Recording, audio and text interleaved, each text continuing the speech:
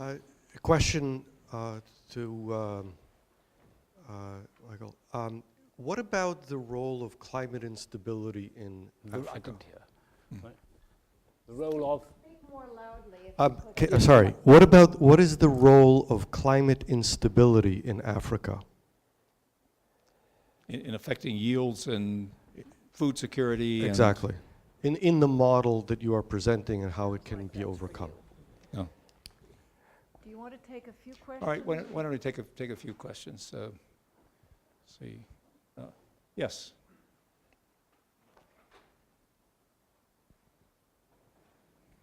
The Economist had a whole issue on the agricultural revolution of Brazil, and I found it a fascinating article, but went against my grain. But part of it is there's no doubt that Brazil has adopted transgenic technology in its expansion of soy in particular. I like transgenic technology, but how does it scale to the small farmer and the intensification process that you talked about in your talk? Okay, let's take one more before we. Yes. It's actually directed to both of you. Hi, Peter. Good to see you.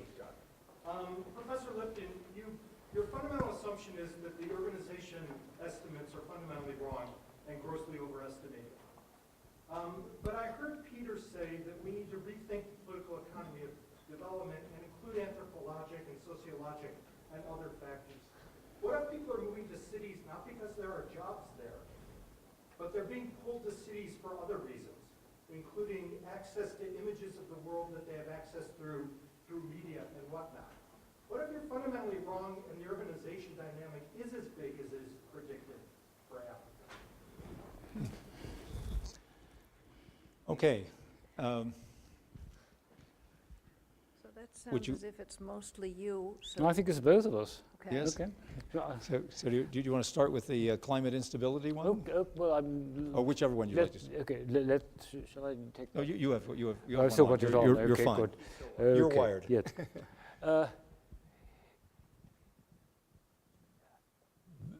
It is generally agreed, though not by everybody, that in a large majority of the sites in sub-Saharan Africa, rainfall coefficients of variation are going up, and dates of onset coefficients of variation are going up.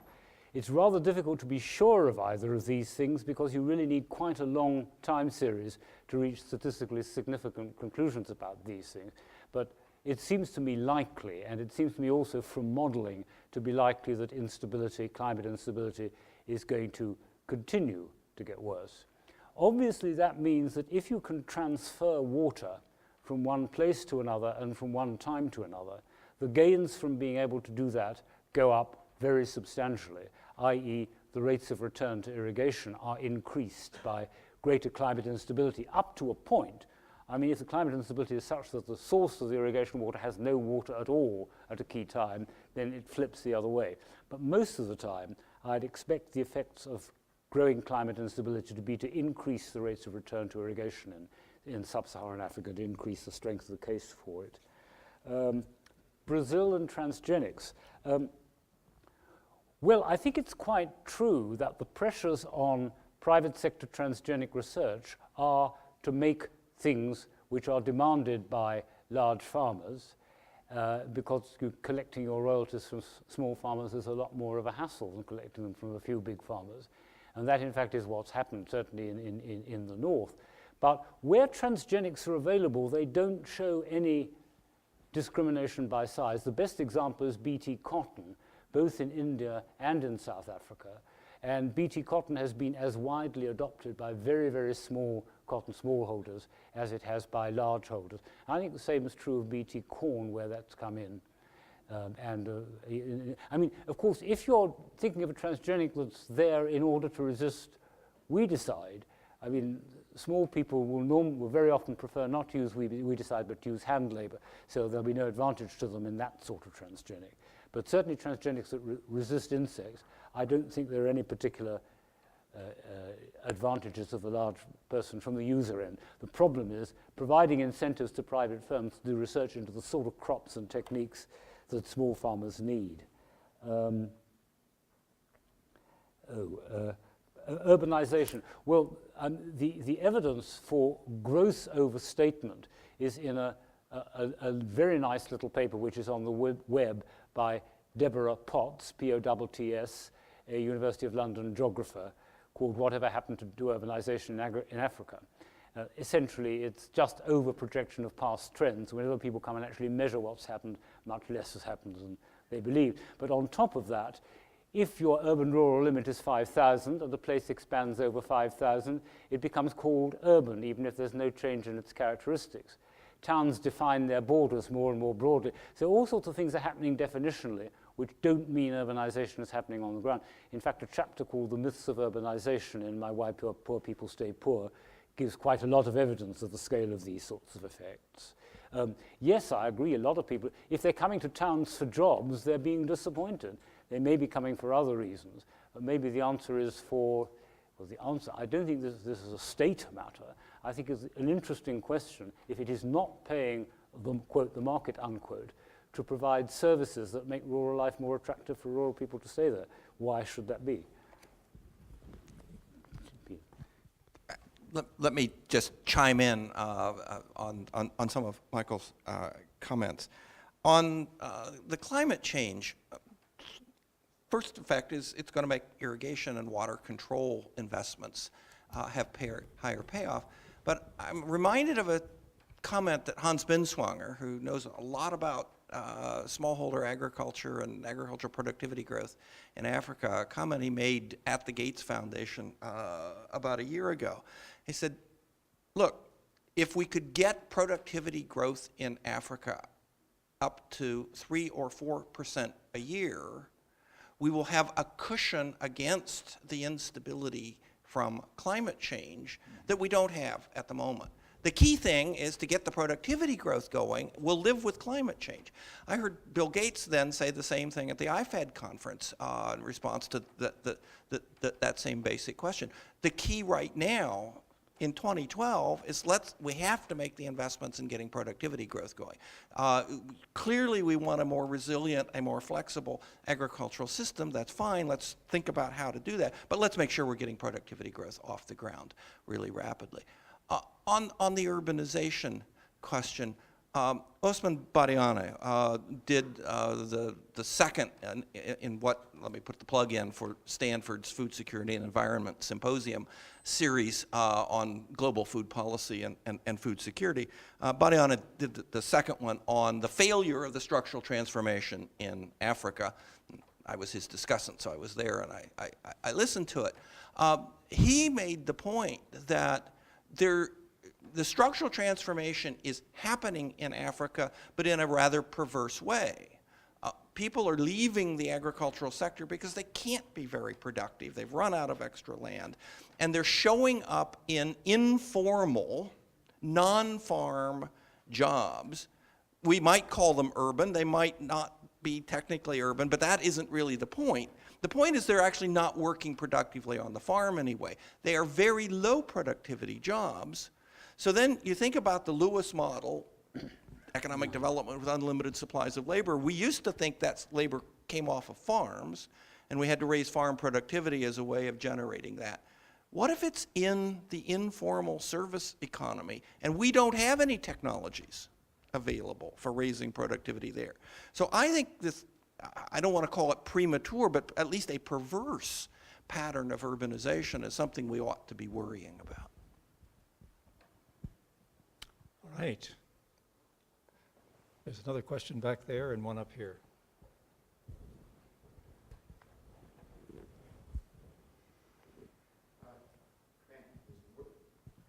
Flip the switch forward towards the top. Yeah. This is sort of a, from on the one hand, on the other hand, kind of. Yeah. I'm reading stuff which is saying that a crucial factor in the development of poor agricultural states is whether or not commercialization has occurred. And from that point of view, commercialization involving the ability to convert crops into cash, correct? So from that point of view, how would you contrast the situation in, say, Zimbabwe with another state that is more democratic in sub-Saharan Africa, like, I don't know, maybe Kenya?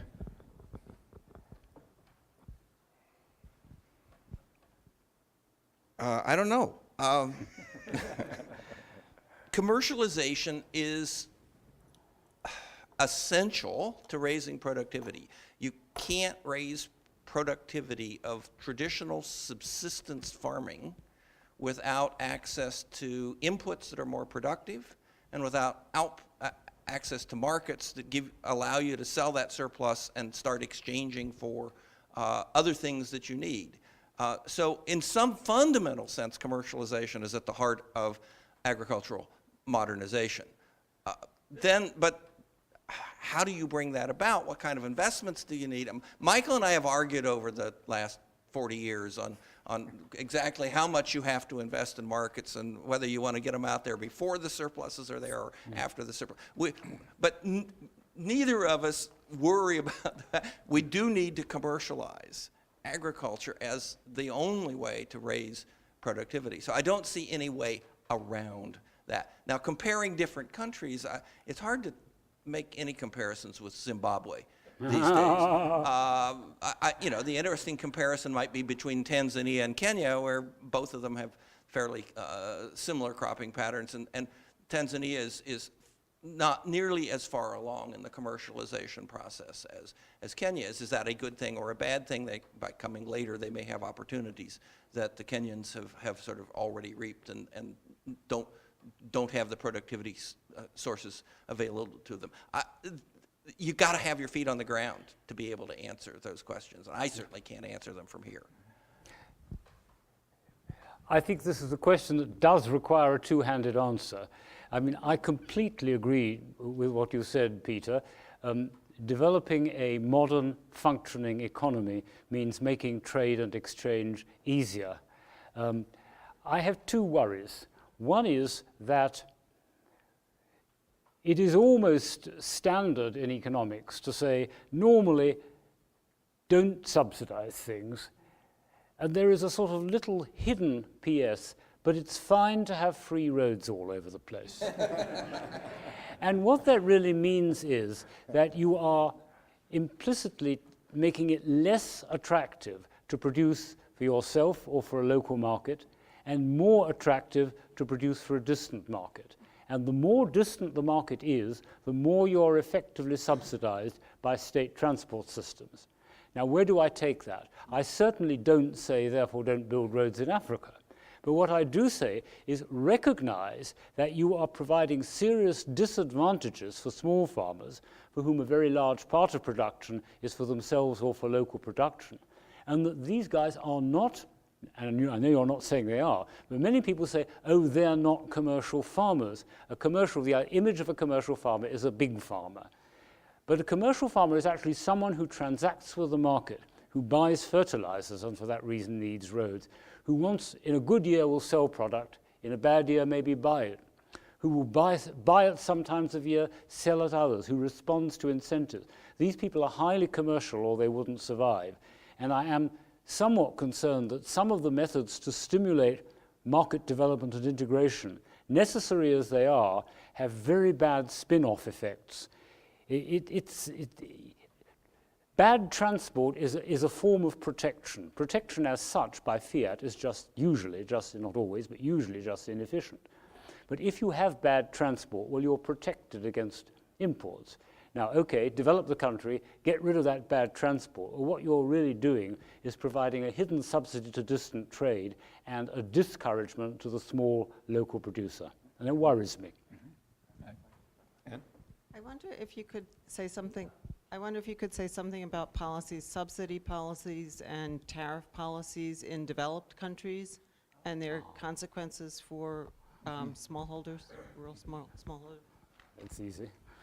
Do I have to be polite? No. No, just be frank. Well, my pet peeve are biofuels. I just think we have to find a way sooner rather than later to radically phase back the amount of maize going into ethanol production in the United States. We subsidized it going up, and we may have to subsidize it coming back down, but we've got to get it back down. I'd be all in favor of some subsidies to get the ethanol refiners to shut down. Well, it's very nice of you to take the blame on behalf of the US, but I must object. The blame lies with the European Union, which has insisted on a high ethanol content, and that is why it is such an attractive proposition to try and get people supplying these particular requirements. So, I mean, there is so much nonsense in rich countries' agricultural policy, one hardly knows where to start. It used to be mainly the cotton policies and sugar policies, heavy subsidization, one in the US, one in the EU, effectively making a glut in world supply, therefore very much discouraging and reducing the returns to producers in developing countries. And then the countries that are doing that put their hand in their pockets and give a little payoff, at least they used to give a little payoff to agriculture to make up for it. But now the ethanol thing is really a very serious distortion, I agree. Could I pile on, having worked on this issue of the biofuels? Actually, a significant portion of the land grabs in Africa are for the production of biofuels for export to the United States and to Europe. And half of the companies, by the way, you're right, they are UK-owned companies. It's absolutely astounding the amount of damage that these biofuel mandates are creating. One in Tanzania would displace something like 180,000 people from lands they've occupied for long periods of time, smallholders, in order to bring in large-scale industrial production of maize to make ethanol to export to the United States to meet the biofuels mandate in the United States. And there are many examples like this. It's really very, very disturbing. Worse than I thought. It's worse than you thought, worse than you knew, worse than you thought. It is really bad. Yes. I would make two comments. One, the British started doing that in Gazera 100 years ago. And secondly, I invited Peter to make a brief comment on the role of Professor Wajoyo in accepting a young economist's radical suggestions to push agriculture. Good. So we have time for one or two more questions. So yes, right back there in the back. My question is about trade policies for developing countries and what the appropriate role would be what would be the appropriate trade policies that you would recommend for stimulating the sort of smallholder-led growth that you prescribe?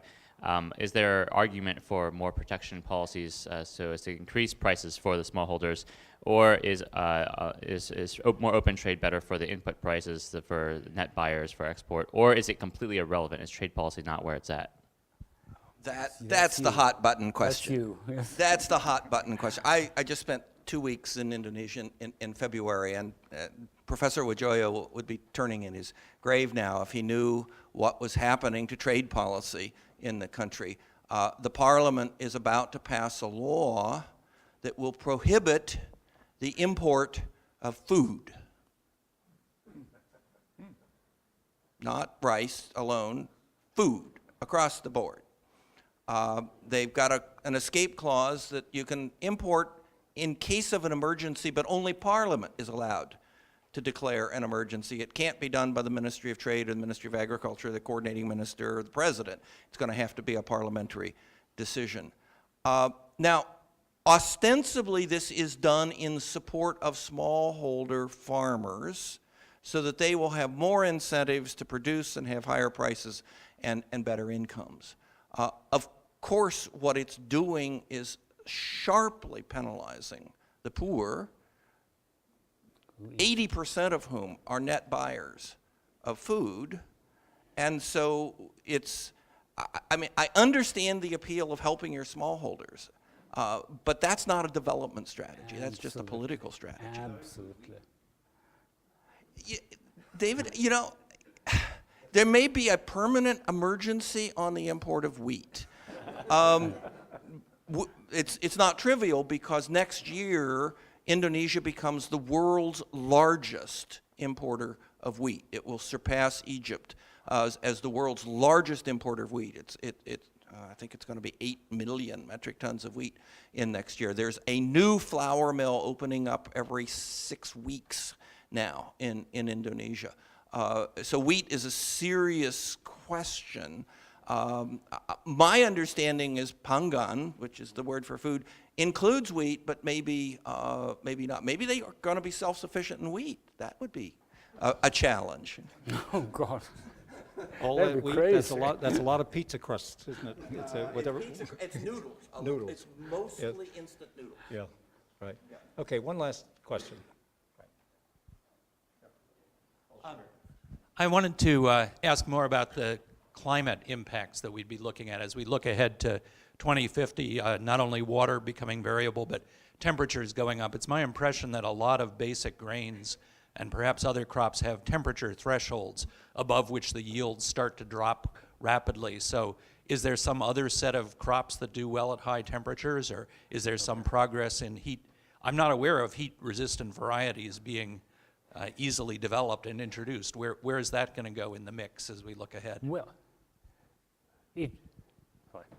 Go on. Well, just quickly, there's a word in the Ethiopian language for heat, or for drought resistance, basically same thing, drought resistant maize.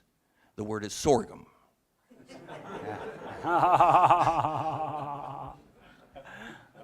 We have not historically, as plant breeders, looked for genetic material that has higher heat tolerance.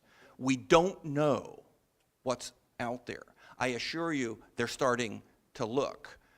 I'm actually reasonably optimistic that 20 years from now we'll have another 2 degrees of tolerance before that sharp drop-off comes. But right now you're absolutely right. There is a very steep drop-off for both wheat and rice on nighttime maximum temperature. It's really a sharp drop, and we're seeing some of that already in Pakistan and India.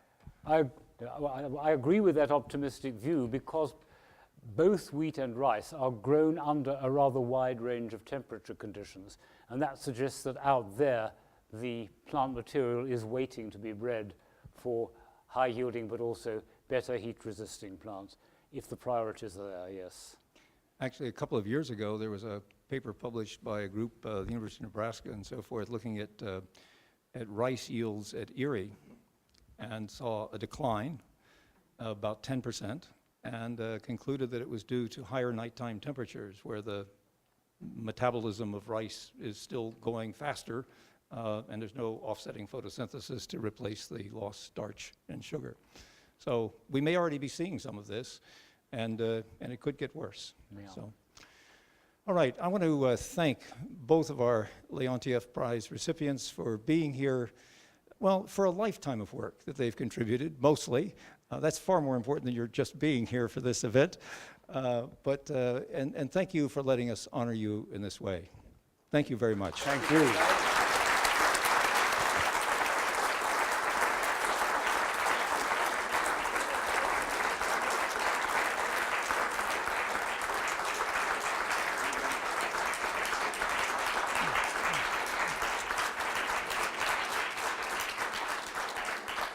There are books and things in the back of the room, and you might be able to pick up an autograph or two. I don't know. So please take a look at what's on the tables in the back. Thank you.